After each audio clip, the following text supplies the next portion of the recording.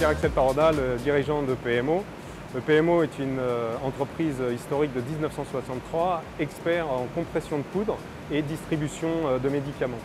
On adresse principalement le secteur de la pharmaceutique et de l'armement, de l'automobile et de l'agroalimentaire. On fait 70% en France et 30% export.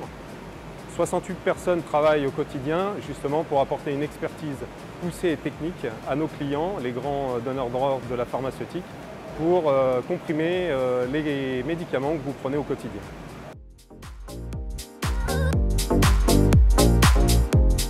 Quel accompagnement j'ai pu avoir avec la région et principalement DEVEP? J'ai pu rencontrer Sabrina Bouillot qui est notre interlocutrice territoriale dès le mois de février, un mois après ma reprise. Et elle m'a permis de me mettre en relation très rapidement avec les bonnes instances pour pouvoir booster la sortie de sauvegarde de cette société, comme le commissaire aux restructurations, le conseil départemental ou également la sous-préfecture. Donc cet accompagnement a été très bénéfique pour pouvoir avoir les bonnes personnes au bon moment, les bons interlocuteurs, les bonnes réponses. Aujourd'hui, DEVEP, c'est vraiment un outil que j'exploite et que j'utilise au quotidien. Et pour preuve, on a réussi à bénéficier d'une subvention de France Relance à mi-rebond au dernier moment où Sabrina Bouillot a pensé à nous in extremis à la fin du programme et on a réussi à obtenir en fait une subvention pour relancer des investissements importants pour nous. Je dirais vraisemblablement plutôt que c'est le Centre Val-de-Loire qui m'a choisi.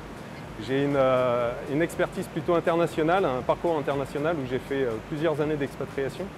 Et je suis arrivé sur le territoire en 2017 où j'ai trouvé le territoire plutôt dynamique, le 41 avec des équipes vraiment au service de l'industrie.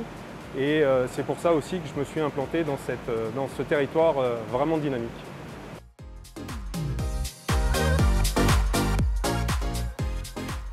Le projet principal, c'est renouer avec la croissance et aussi avec la rentabilité, pouvoir honorer bien évidemment notre sortie de sauvegarde avec le remboursement de notre dette et par là se développer tant en France qu'à l'international et continuer à investir avec le soutien du département et de la région pour pouvoir être innovant et proposer des nouveautés à l'ensemble de nos clients, qu'ils soient français ou internationaux.